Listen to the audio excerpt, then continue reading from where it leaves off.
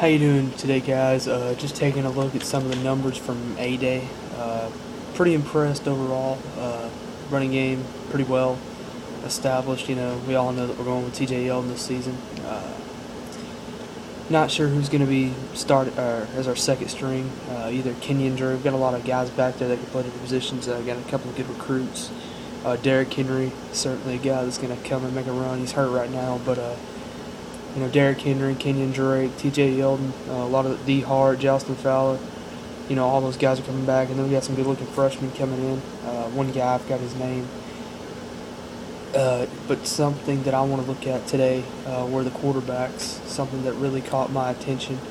A.J. McCarron's going to come out, 19 of 30 for 223 yards and a touchdown. He had a couple of picks, but, I think it was really just we all know he's going to be the starting quarterback, so I think he was just trying to make a play, make something happen. In a game, we all know that would never happen in a game. He would never just throw it up for grabs like he did. Philip Beasley, 2 of 4 for 8 yards. Nothing really special about him. Parker McLeod, or I think that's how you say his name, 1 of 2 for 19 yards. Had a 19-yard pass. That's about it. You look at Blake Sims, 5 of 10 for 52 yards, 2 picks.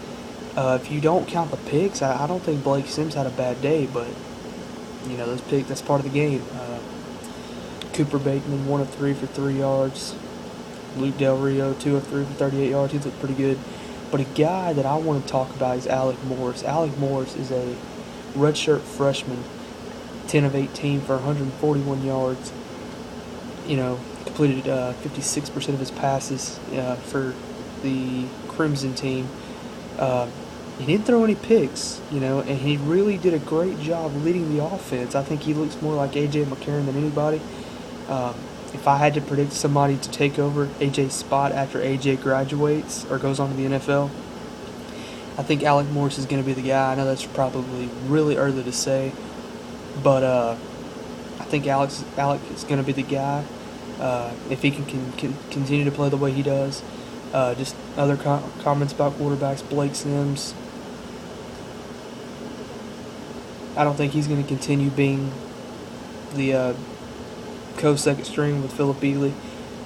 I wouldn't be surprised to see him transfer. I don't see him doing anything. Cooper Bateman and Luke Del Rio, a couple of good-looking freshmen coming in. Didn't really do much during the A-Day game. Luke Del Rio went 2 of 3 for 38 yards. But Cooper Bateman, not a whole lot. He had 2 picks. And then, of course, Philip Beasley, 2 of 4, 8 yards. Parker McLeod, 1 of 2 for 19 yards. Nothing big, but, of course, A.J. McCarron, 223 yards. He's starting to develop himself into that quarterback that you look for big plays. I think we're starting to slowly move for this season. I think because you got guys on the outside. Let's see. What are receivers we got coming back? We got Kenny Bell coming back. DeAndrew White coming off an injury, along with Kenny Bell. You got guys like Christian Jones, Amari Cooper, Darvin Shin, I think his name is. And then, of course, we got our defensive guys coming back. C.J. Mosley, Clinton Diggs, Vinny Cincinnati. Guys that will really step up and play well for us defensively. I think since we're having our defensive guys come back, our leaders, if we had lost Cincinnati, Mosley, I don't really know. We got some good-looking young guys. But, I don't know if we'd really be that big shut-every-team-out type defense the way we have been. Cade Foster looked good. They're finally giving him an opportunity to kick field goals. He used to have to deal with the long field goals because not Cody Manziel, Smelly would always deal with the shorter field goals. And then Adam Griffith, a guy from Calhoun, Georgia, came in 2 and 2 on extra points. Cody Mandel, great punter. We had 78,315 in attendance. Not a bad crowd, obviously, for an A-Day game. It's another Saturday in Tuscaloosa. Some Landon Collins. Let's look at some of the numbers for some of the receivers. White team receivers, 3 catches for 71 yards and a touchdown. That was Kenny Bell. Christian Jones, 3 catches for 55 yards. And then 3 catches for 62 yards by DeAndrew White. It's not showing Amari Cooper's numbers, but come on, it's Amari Cooper. And then some defense. White team defenders, Landon Collins really stepped up. Him and Nick Perry both really stepped up in this game for the white team. Landon Collins had 5 tackles. Nick Perry had 2 picks. I think that's huge for guys like that. And then, of course, Crimson defense, C.J. Mosley, 9 tackles. Hey, why would you expect anything else less from C.J. Mosley? Tana Patrick, I'm not sure how you say his name, 8 tackles, that's big. And then, of course, a couple of turnover type deal. Vinny Sinceri had a pick return for 86 yards, had an 86-yard pick six. That's huge. And then Clinton Dix, 1 fumble recovery, returned 55 yards for a TD. I think that's really impressive. Overall, we know A.J. McCarron's going to be the guy. Pretty sure T.J. Yeldon's going to be the guy. He had 15 carries for 69 yards and a touchdown, plus a lot of receiving. He really helped A.J. out in the receiving part, 7 catches for 60 yards. And he looked good receiving the ball as well as running it. We all know A.J.'s our quarterback. T.J.'s our running back. We got a lot of guys coming back from injury. Cade Foster going to be an experienced kicker. And, of course, it's Coach Saban. It's a Coach Saban coaching staff. What do you expect? Do I see a three-peat? I think we can definitely contend for it. I wouldn't bet a whole lot of money on it if I were you guys. It's just kind of I think we can contend for it for one more year since AJ decided to come back, and thank goodness for that.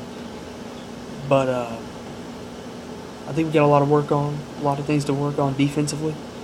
Quarterbacks, our quarterbacks, golly, they need to get those guys intact. But I think with A.J. McCarron, T.J. Yeldon leading the offense, haven't really talked much about the offensive line. They're gonna have both the Kwanjo brothers on the left side of the offensive line. A new guy, what's his name?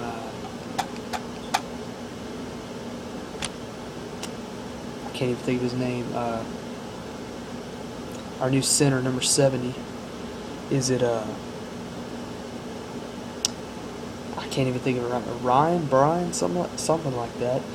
But our offensive line should be great. I mean, we may not have the best offensive line in the country like we did a year ago, but when you got a guy like A.J. McCarron that can make plays, something that I'm hoping is that he starts to step up with his feet a little bit more than he did last year. Towards the end of the season, we started to see that more. He had a touchdown run against LSU that ended up being very crucial for us, ended up helping us out later on in the game. He had a couple of big plays in the Georgia game. So, you take AJ's arm and his running ability. He does have one.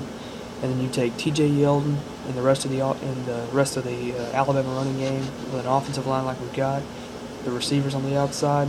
If we have to turn ourselves into an offensive team, I'm not going to argue with it, because to me, I think our offense is what really got us into that national championship last year. Especially, we look at the Georgia game, we look at the drive against LSU, and really the only reason we lost to Texas A&M, in my opinion, is mental mistakes, mental errors, McCarron.